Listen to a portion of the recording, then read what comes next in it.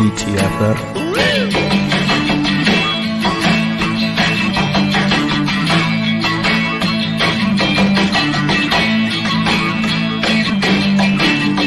Again, here's Drinking and Talking Fantasy Football with your host, Jake Trowbridge and Dustin Lunt. Hey, welcome back to DTFF, everyone. Happy Tuesday evening if you're joining us. Thank you as always. We truly appreciate it. We have a fantastic show this evening. Last week, we got bold. This week, we're going to bring it down a little bit. We're bringing it down. We're going to be talking some busts, red flags type players this week. So we're going to bring it down a notch. Don't worry, though. Next week, back with our drinking buddies. Going to bring it up, bring it back up to where we're always at. But today, we got to keep it real. Got to bring it down. Whoa. That's right. We've got more red flags on this episode than Taylor Swift's ex-boyfriends. How about that for the big Venn diagram of fantasy football and T-Swift fans? That is something else, Jake. I don't know if I could have gotten there myself. I did it. You sure did. Yeah, we're gonna. I don't want to say that we're getting negative necessarily. We're getting cautious, is how I like to frame it for today's episode. Being cautious. Yes. Before we get into it, though, Jake, how are you doing this evening?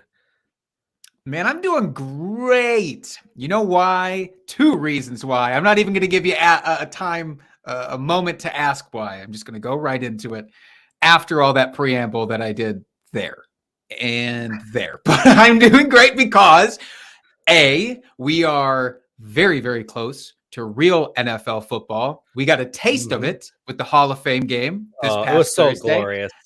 I don't even care how bad the quality of play was. Honestly, I didn't even think it was that bad. I honestly thought it was fine. And even if it was bad, it would still be great because it was football on my television. And reason number two, the Fantasy Football Expo is coming up this weekend, and I'm so damn psyched. How you feeling about that? Oh, I can't wait. Go see all my internet friends that mom and dad told me never to go do. But yeah, I am super excited for it. It's going to be a lot of fun. Obviously, we've gone the last 2 years, had a blast, just expecting more of the same, and just visiting with fellow fantasy freaks like ourselves.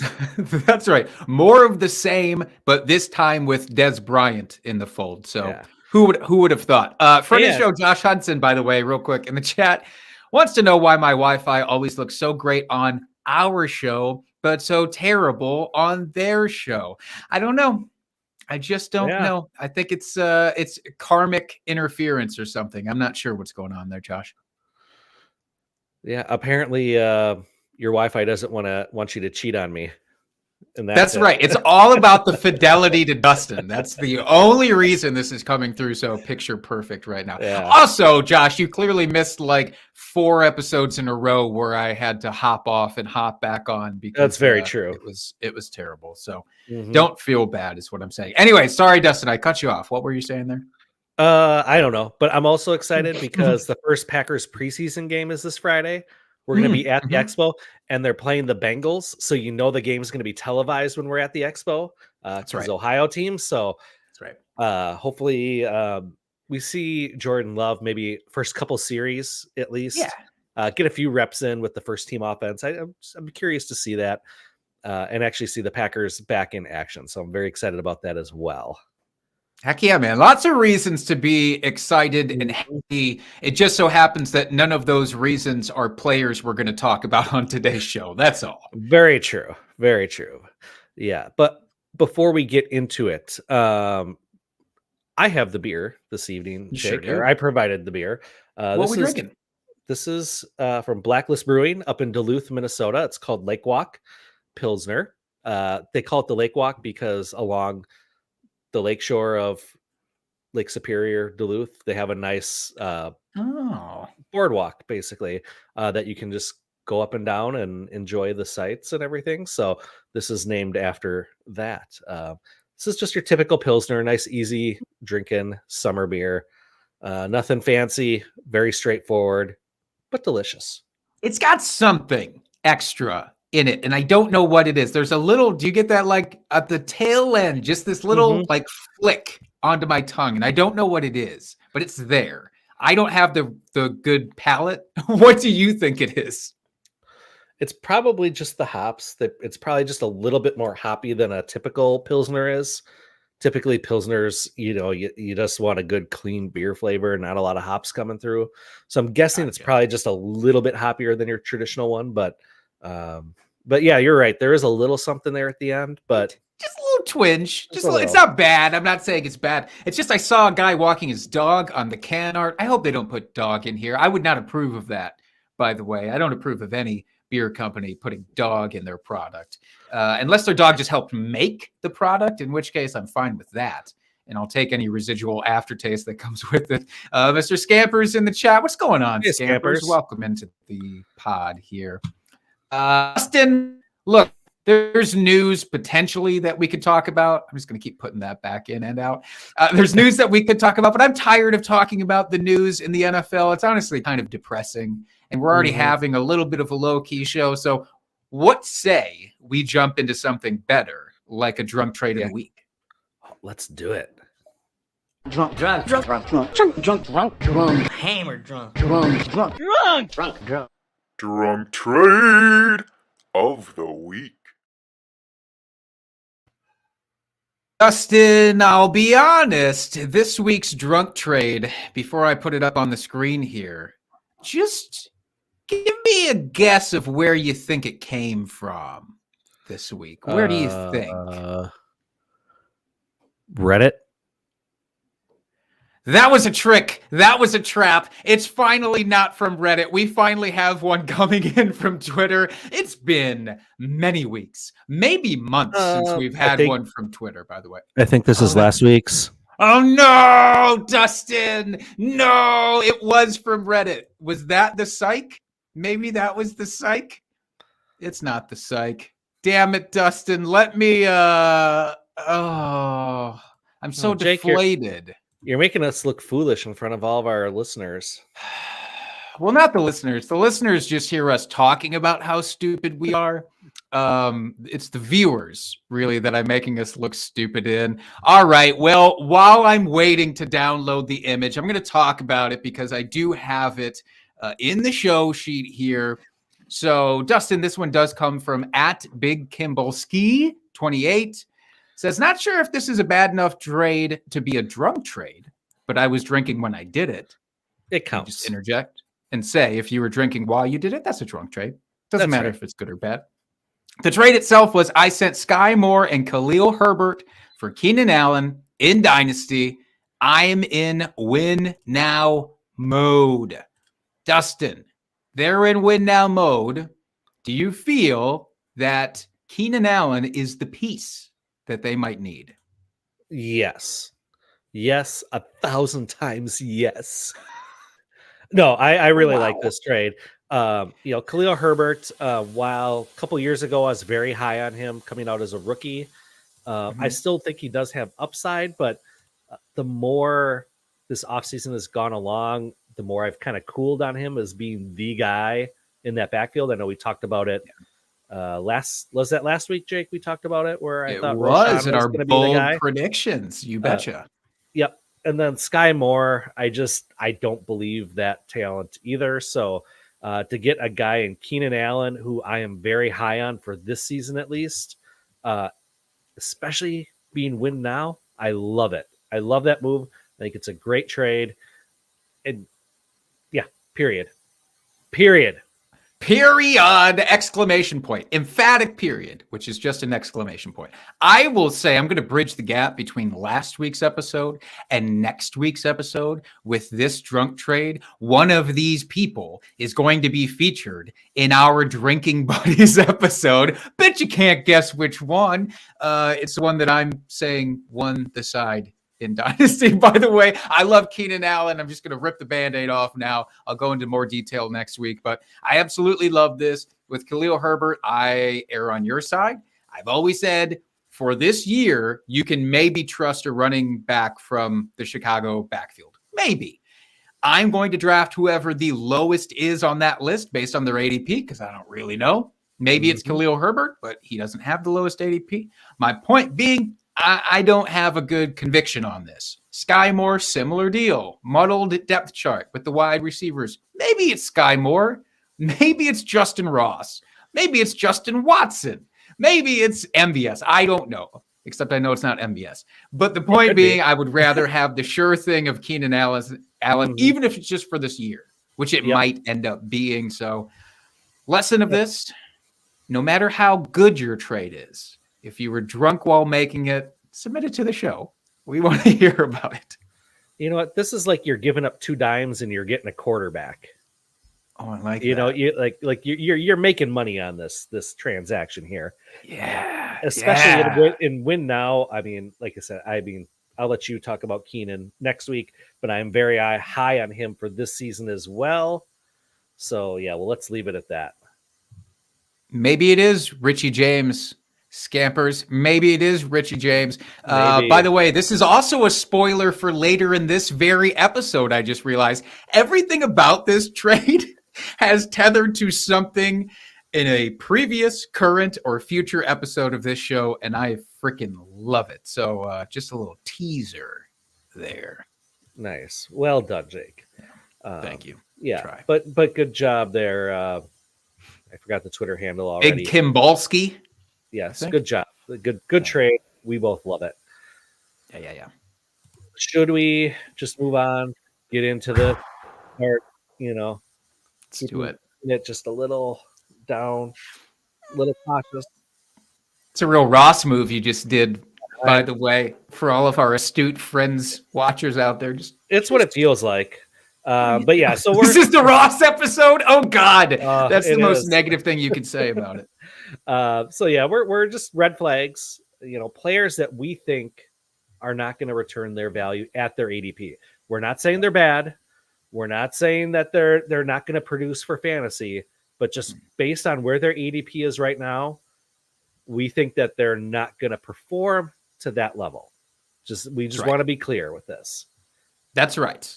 Yeah, it's not a never draft, never invest in situation. It's just if they fall, if their ADPs fall, maybe I'll change my tune. But for right now, I ain't doing it.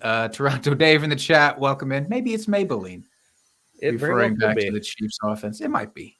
It might be Maybelline. All right. Do you want to kick us off or do you want me to kick us off? I will kick us off here. All right. So we'll start quarterback. It's the glory position. Let's be honest. Mine might be a little surprising to some people here. It's Joe Burrow, currently quarterback 4 in ADP. While I love Joe Burrow, I love his offensive weapons. I love everything about it. But here's why don't feel comfortable taking him at QB4. Right now, he's got that calf strain, so he's probably going to be out the preseason for sure. I would say they're going to rest him all of preseason, so he's not really going to get any live snaps going into the season. And granted, we saw that last year with the ACL coming back from that injury. Basically, it's the same thing. He did start off pretty slow the first couple weeks. Like, he was very rusty, took a little bit to get in rhythm with his guys. Same thing could happen this year. And I get concerned with hamstring injuries because those, you can tweak those again right away. It doesn't matter how much did I say calf? I said calf. I didn't. I said hamstring. I thought about trying to play it off, but no, I'm not that good. Calf injury. Thank you, Jake, for making sure we are accurate on this podcast. Gotcha. But this is something that could bother him all season long. While maybe it won't show up on the injury report necessarily, or maybe he won't be missing practice, this very well could be something that hinders him a little bit in his mobility all season long. So if he isn't comfortable running, and let's be honest, he's not much of a runner to begin with. He is a pocket passer. If it hinders his mobility even a little bit, just to be able to scooch out of the pocket and avoid those rushes coming in at him, the D linemen, DN, linebackers, the blitzes, well, it it could make for a little bit of a rough season.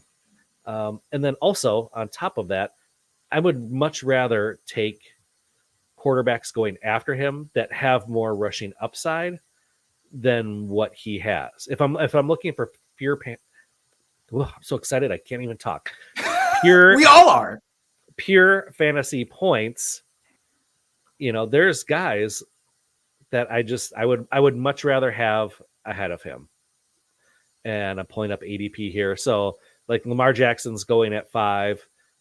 You heard me wax poetically about Justin Herbert last week. You'll probably hear me talk about him next week. Spoiler. I'd much rather take Justin Herbert, knowing what that offense is going to be.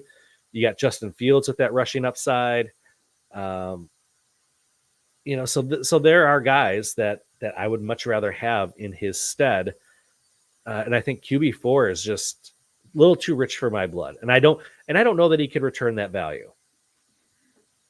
As a fellow late quarterback guy, it's why I'm more interested in this anyways. And like you said, it's not because I don't like Joe Burrow. I very much do. And I probably am less cautious about his calf injury than you are, which could be foolish, certainly. But I think it's more because the people going immediately after him are just safer from that perspective. Anytime you can eliminate a big question mark from the position while also then waiting a couple of rounds to get that same person, like that's a win. So there are the guys that are going immediately after him that do feel safer, that you can get around maybe 2 rounds later than him. And that's why I'm in agreement in that I'm not going to draft Joe Burrow. I'm not necessarily in agreement that he's going to be a bust at his ADP, but it does feel like of anybody in the top 5 for ADP right now, he's probably the most likely candidate to fall outside of that because of it. So still love his weapons. Love Absolutely. Jamar Chase still. And I'm not even throwing a red flag up for Jamar Chase. Are you in concurrence here with Joe Burrow's injury? No.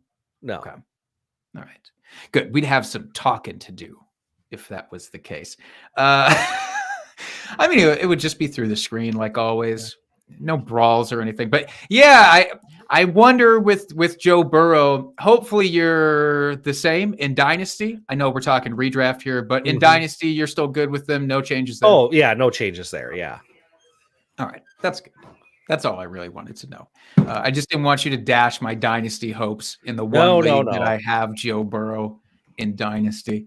Josh saying, I'm fine with Burrow, but I'd rather wait and Grebe Herbert. Well, I don't know who Grebe Herbert is, Josh, but he sounds like somebody who can put up fantasy points for you. Audio only listeners, I'm just making fun of Josh for misspelling great. A simple typo, and I have to act like an asshole about it. I'm sorry. It's the rules. It's what we do. I would also rather have Herbert as well. So I agree. Another name that's been getting a lot of hype for quarterbacks is somebody that I'm not interested in that hype for, and it's Deshaun Watson.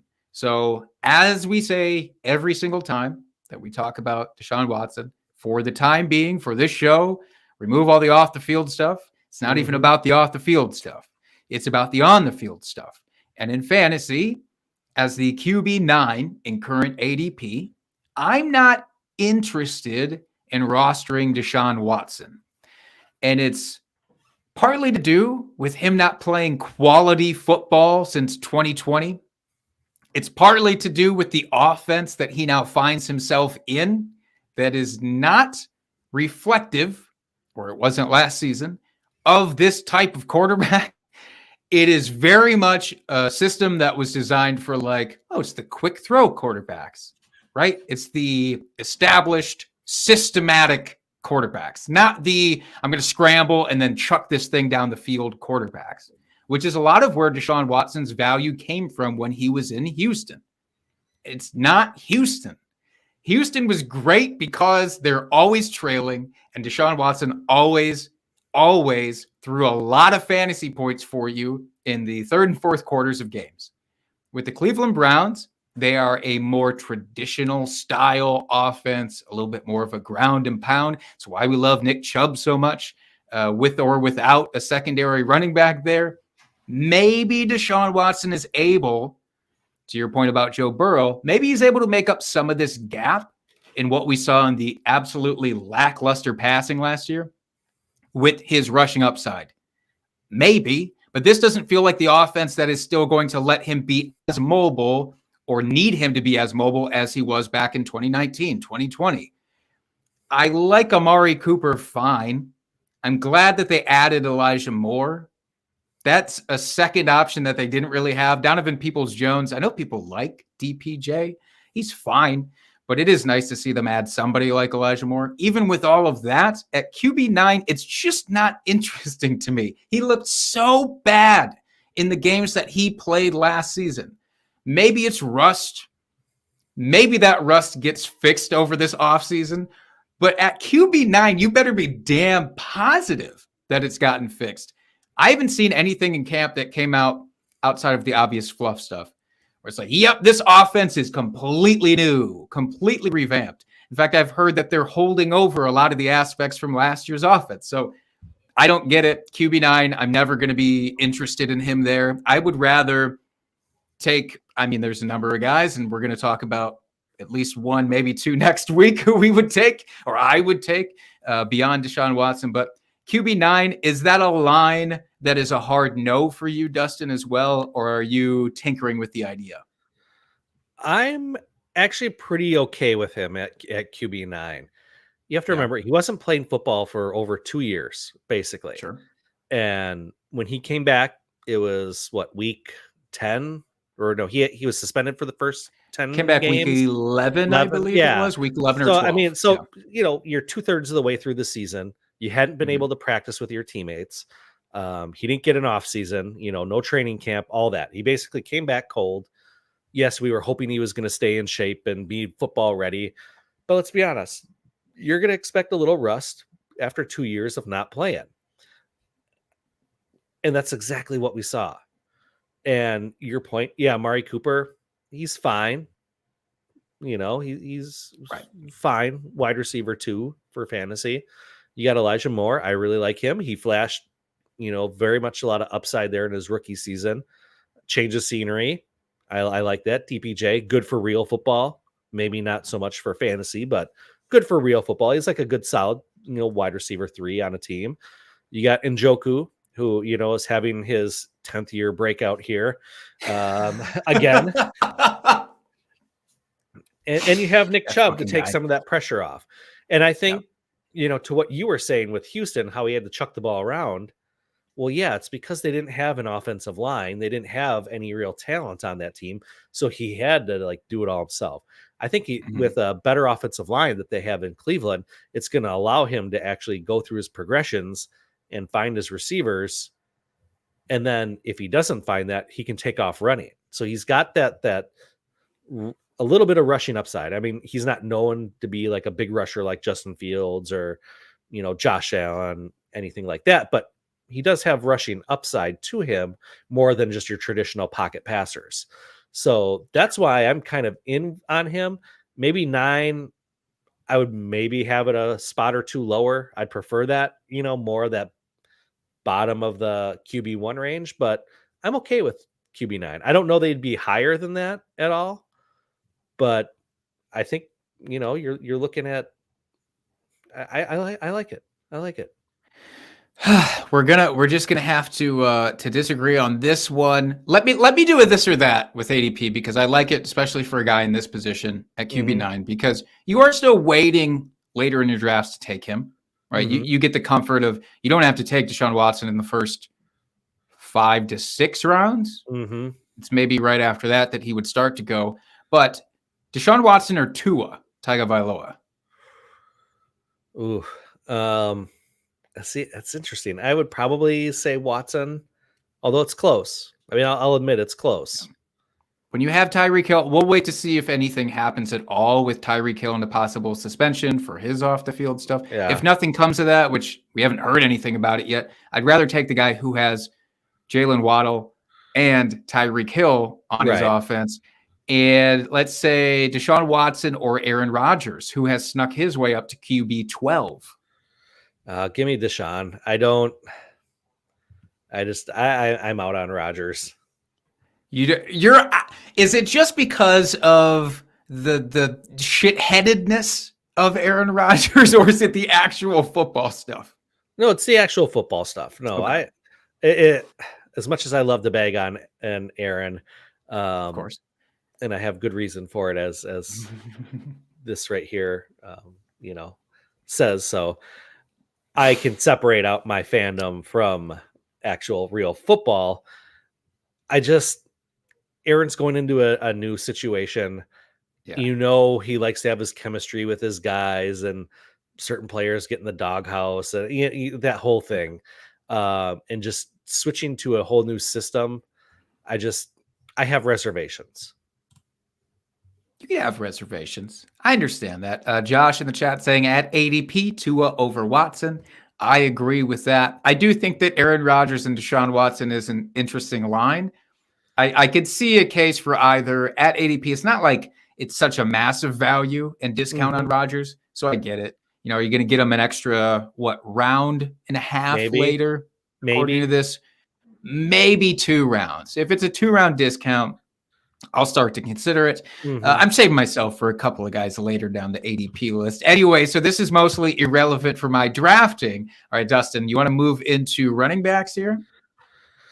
Let's do it. And this one, I had a different player on here up until this afternoon. And I just felt like I had to put it on here. We didn't talk about it at the top of the show, but it's Jonathan Taylor. Just with everything that's going on right now, he's got to be someone you should seriously think about avoiding early on in your drafts. I don't know where that came from. It's your body rejecting this take from you because of that Wisconsin flag in the background. I know. But right now he's currently going as RB6. And I think, ADP probably hasn't adjusted yet to what his situation is. But at RB6, that's just way too rich for what's going on. I mean, you had the reports today that they offered Kareem Hunt more money without even having him try out or do a workout for him. Like they're coming up with alternative plans to be without Jonathan Taylor. And Jonathan Taylor, he only has to play 6 games to accrue a season towards free agency. So he could sit out the first 10 weeks of the season before coming back. Do you want to be without someone that you have to draft probably in the 2nd round, missing the first 10 weeks of the season just because he's proving a point, doesn't want to play for the Colts, and doesn't want to injure himself? No. Which I understand all of that, by the way. Yeah. But for fantasy, that is terrifying. Yes. I mean, now, I don't blame him as an NFL player. Like, I understand it. Like, it doesn't bother me for, trying to get your money and do your thing while your career is short. Like, I get it. But for fantasy, yeah, it terrifies me. And I just don't like it. And then, he could come back, after being off for 10 weeks, say, and pull a hamstring because he's not in game shape. And then he's on injured reserve for the rest of the season. I mean, weirder shit has happened. And it frightens the bejesus out of me. And I'm just, unless his ADP drops severely, I am going to be avoiding him this draft season. I'll let someone else jump on the hand grenade, not me. Yeah. Wow. Want to be next to you in a foxhole. Cool, dude. I will say, yeah, there's a lot of risk there. You're getting him in the middle of the 2nd round currently is where he says, where his ADP says, here's something that I find very interesting. In back-to-back picks, you could be looking at Jonathan Taylor and Josh Jacobs. Both of them currently have holdout concerns. Neither look to be resolved anytime soon. Let's say that if you're drafting now through 2 weeks from now, they're both hardcore avoids until you get that notification that says contract signed or back at practice or whatever. I would stay away from both. But let's say that Jonathan Taylor, during that time, his ADP creeps down and he's now available at the end of the 3rd round. Are you willing to roll the dice on a quality player like this at the end of the 3rd, or are you still out? I think I'm still out at this point. Yeah. I just, like I said, it really frightens me. Really frightens me. Because it just really seems like that both Irsay and Jonathan Taylor have dug their heels in, and there's not going to be a good resolution to this at all. Yeah. Dustin's top 3 fears, by the way, in order: spiders, Jonathan Taylor at ADP, and mimes. You wouldn't think it, but not a mime fan at all for Dustin. Did I nail it? I feel like I nailed those top 3. Well, except for the spiders. But you like the spiders? Yeah, they clean up the other bugs and stuff that are around. They don't harm you. Oh, okay. At least the ones we have here in the Midwest. Really We don't have those black widow spiders or tarantulas or shit here. Those will scare me. But the little like Fucking daddy long legs, Australian spiders. yeah, little daddy long legs we got here. That's well, how do you hate them? All right, But mimes that's definitely. fair. I mean, mimes. All right, well, they've always got a mimes. surprised look on their face. And they're always doing it's just they're always doing shit with their hands. I don't get it. When the fuck Freaks did me this out. rope come from that I'm pretending to have here, huh? And then they want So you to shocked. pretend with them, and it's like, no, Ugh, gross.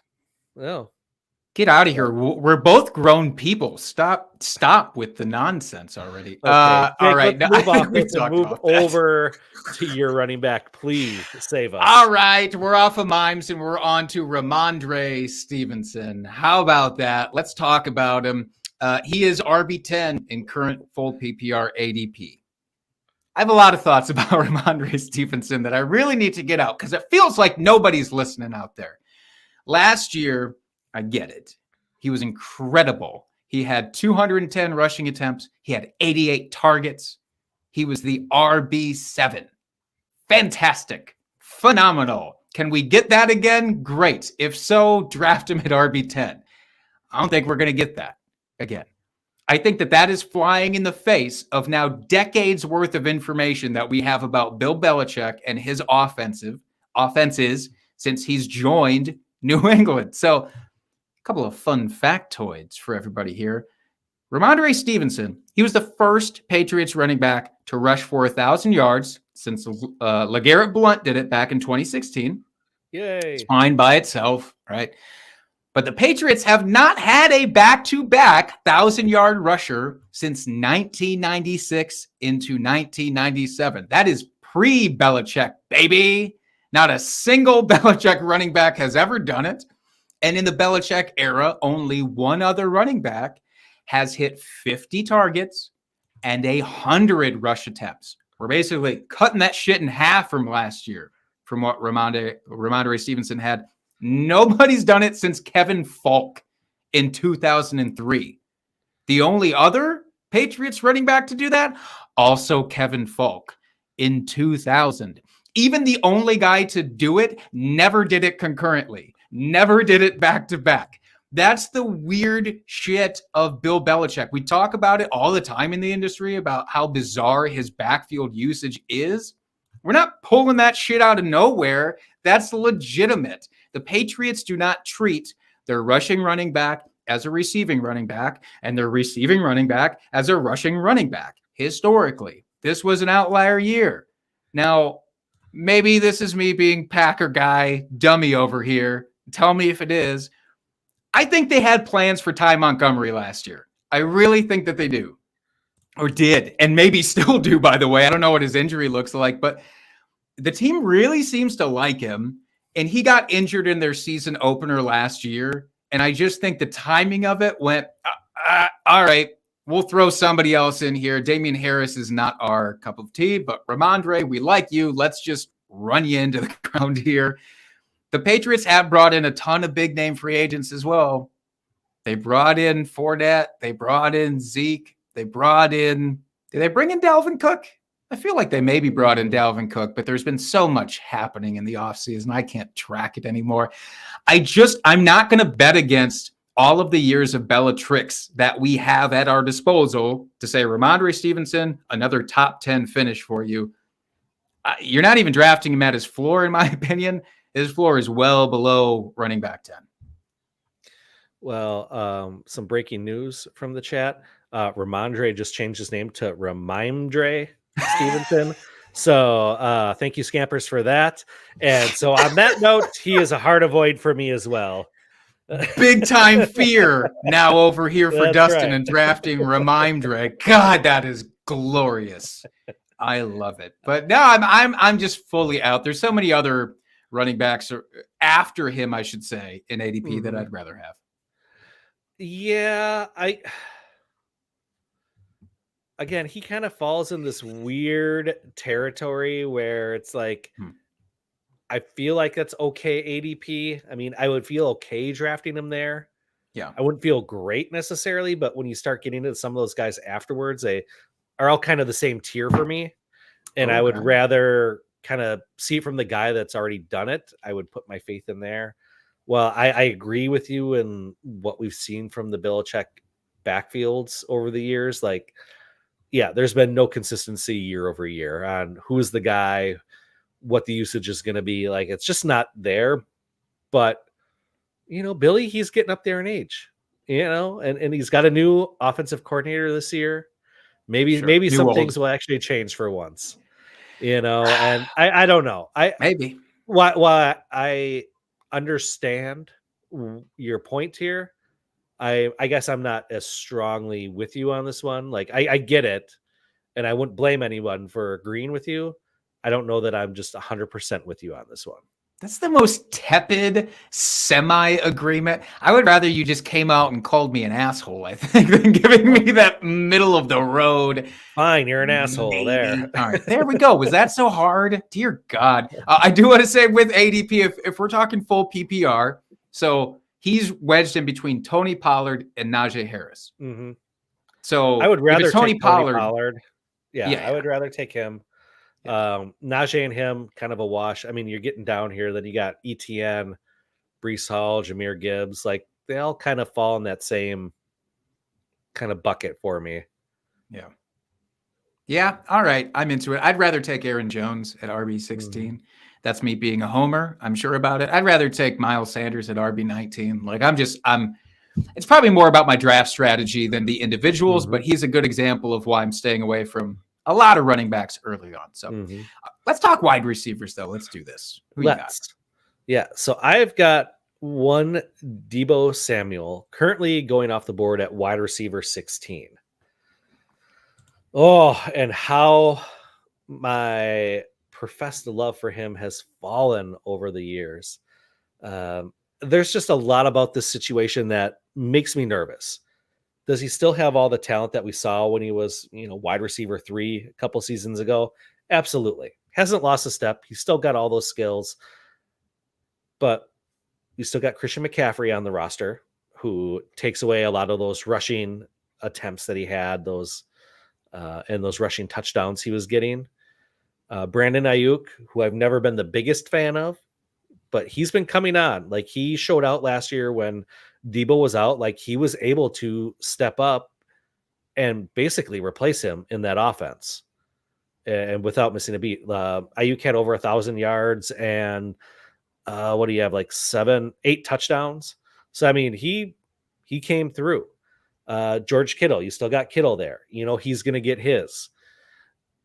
And the biggest question mark is, who's going to be quarterback for this offense? Do you have Brock Purdy, who is fine? He's fine. Can he sustain Christian McCaffrey, Deebo, Ayuk, and George Kittle, all the fantasy relevancy? That's a big ask. That's a big ask for any quarterback. Let's be honest. But especially him, I don't know. Or is it going to be Trey Lance, the guy that has played in like 3 games over the last like 5 seasons, including college? It's it's just been a bad break for Trey Lance. Like, it's not his fault he keeps getting injured, but we haven't seen him play any like real meaningful football in like 5 years, and that was at North Dakota State. So it really, we don't know if he gets a starting job, what this is actually going to look like and what this offense is going to look like. So I just have a lot of questions about Debo fitting into this offense, and with all the mouths to feed, still giving you that wide receiver 16 ADP at the end of the season. I don't know if he can reach that. Yeah, and they're quality mouths. When you hear people talk about like the mouths to feed argument, a lot of the times they throw in these kind of like middling, I mean, like they're okay.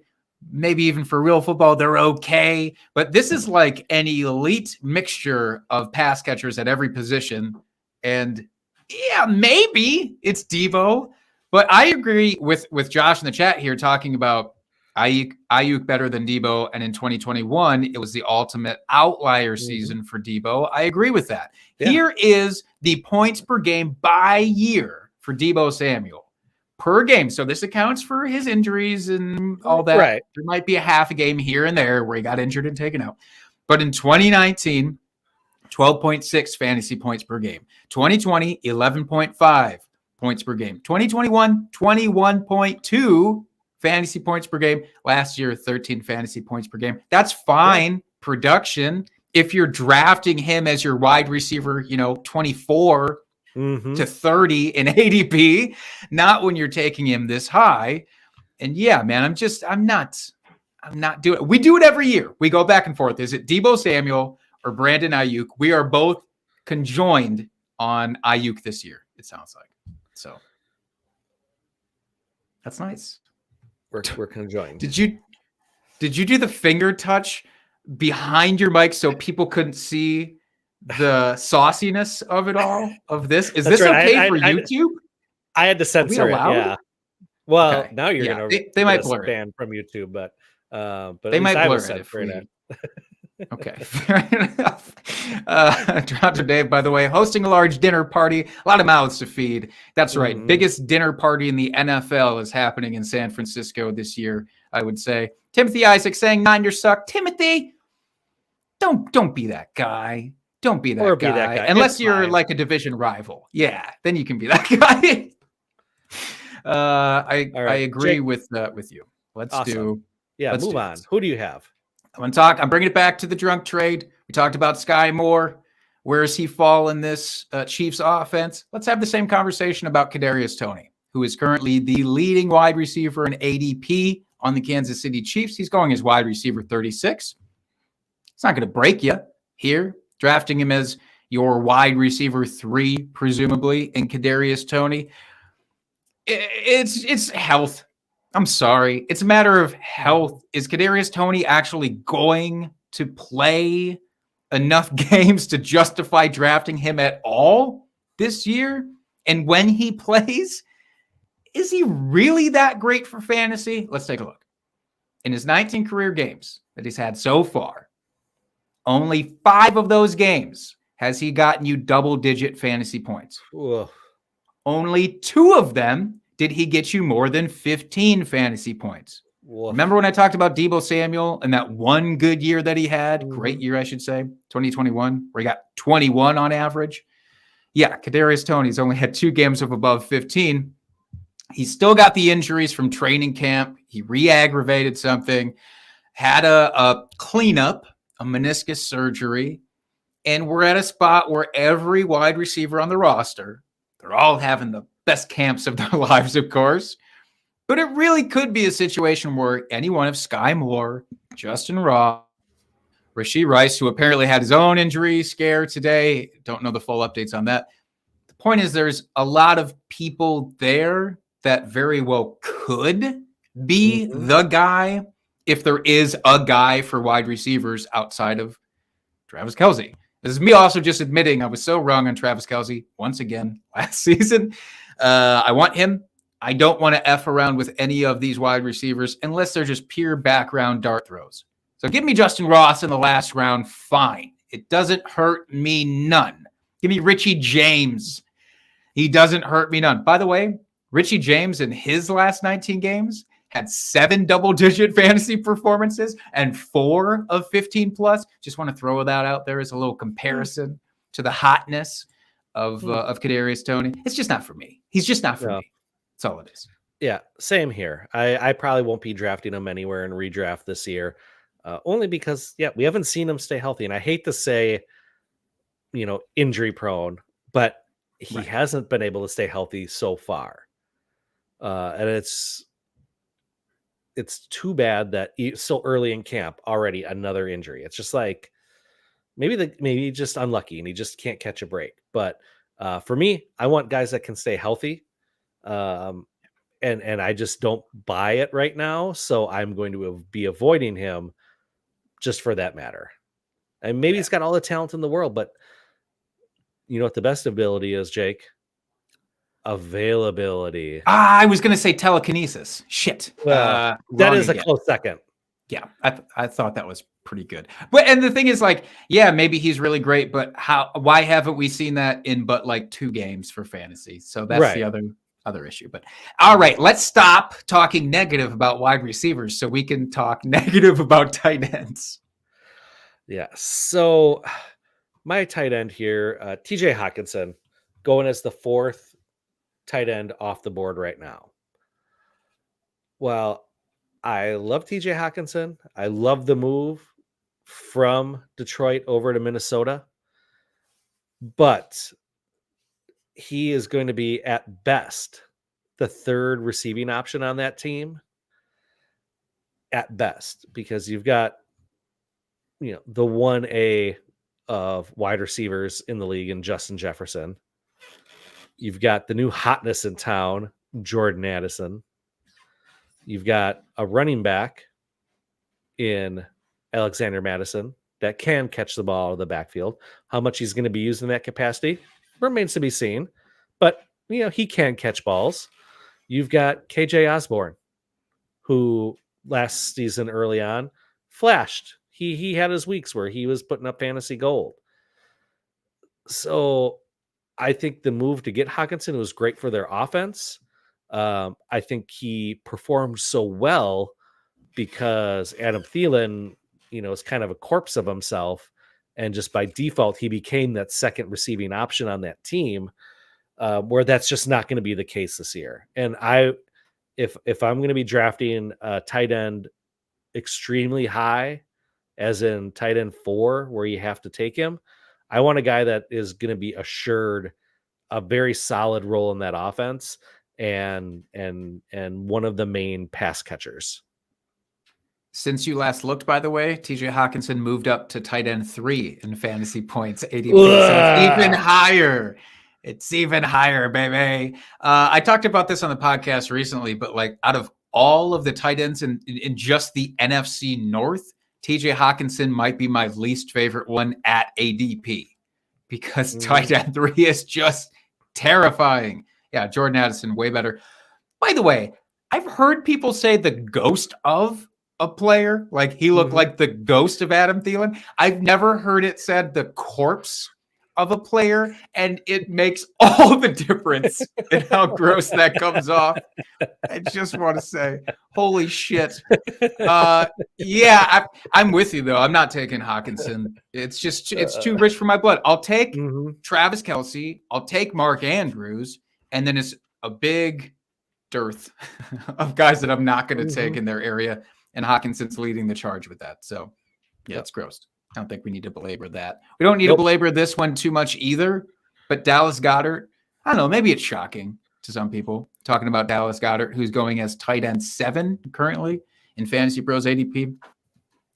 I'm going to defer to the tight end expert, the only one that I know, Andrew Cooper, at Coupe Fiasco on Twitter, by the way. His number 1 rule for finding elite or even great tight ends, I think it applies to TJ Hawkinson, and I think it applies to Dallas Goedert. It is, they have to be a top 2 passing option in their own offense, or at least have a viable path to that. Dallas Goedert, I like you plenty, but there's no way you are exceeding AJ Brown and Devontae Smith on this offense. So that's out. When AJ Brown and Devontae Smith are healthy and together, which has been most of the time, it's just not happening for you.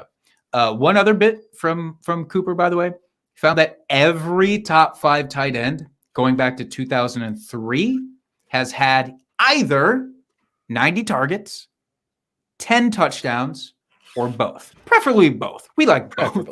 Yeah. But in his 5 seasons, Dallas Goedert maxed out at 87 targets. That was his high. Just 1 year, got even close, and 5 touchdowns. He doesn't get the touchdowns for tight ends that you really, really need for boom weeks, for winning weeks for tight ends. It almost always comes down to touchdowns, and it's not in the cards for Dallas Goedert. So people crap, by the way, on George Kittle. We've even done this. And Darren Waller. We've done this for the injury proneness, although we don't say that. We just say they've missed a lot of games. Dallas Goedert also hasn't played a full season since his rookie year. And that just kind of gets glossed over because everybody likes to give those other two a lot more shit. I'm just out. Honestly, I'm out after Darren Waller as my cutoff this year at tight end 5. Because I believe like that's fine enough for a discount. And I believe he's the number 1 pass catcher, maybe number 2 behind Saquon. And then it's nobody until we get to the late rounds for tight ends.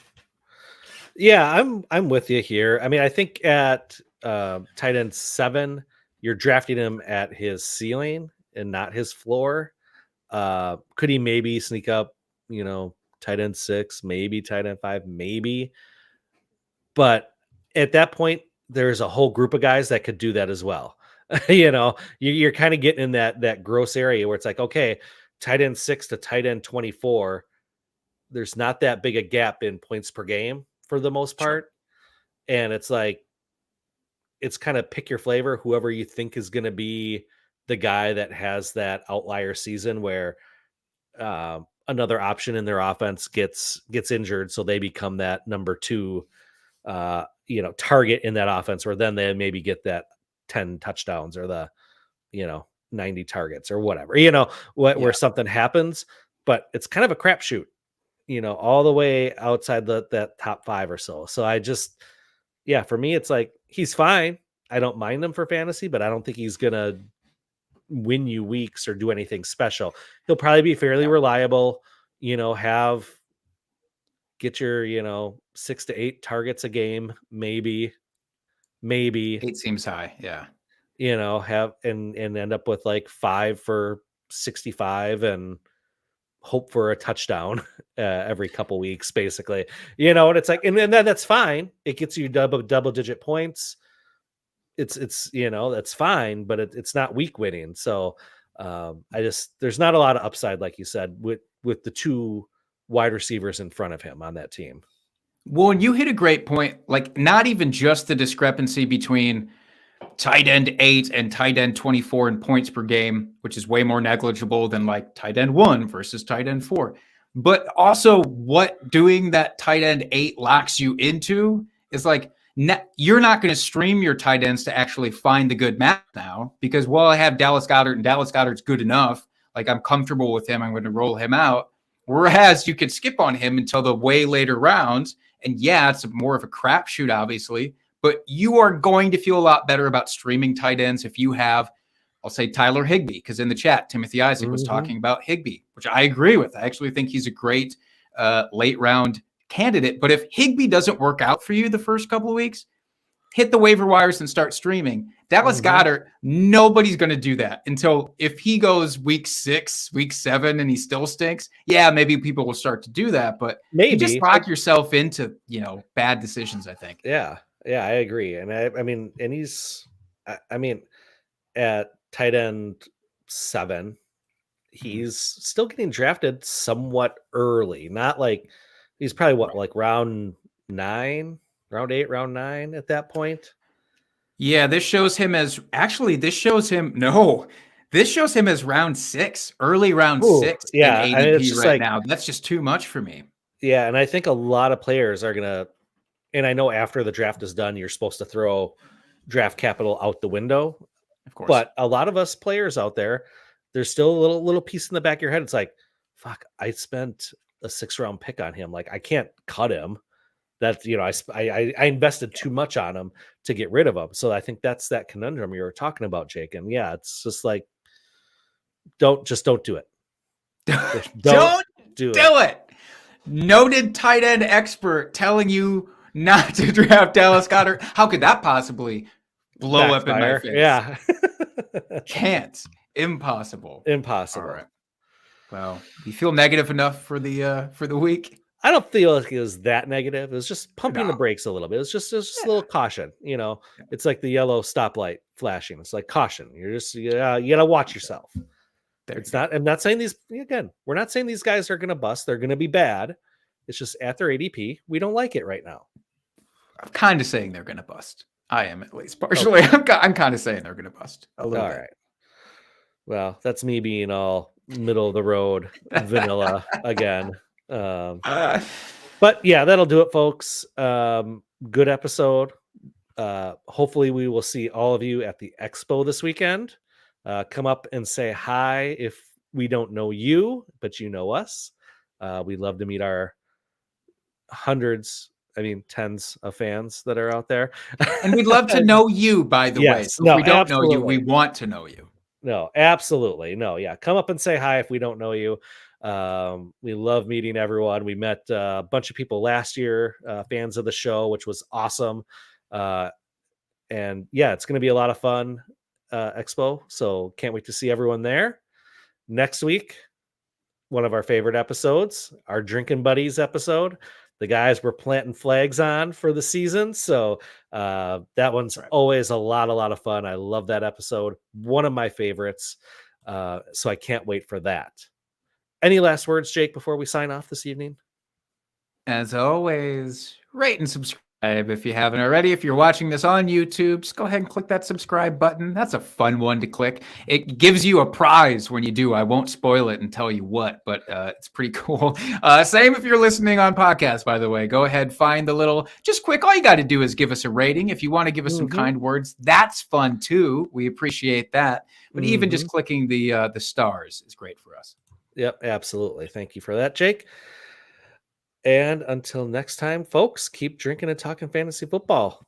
Cheers, FFers.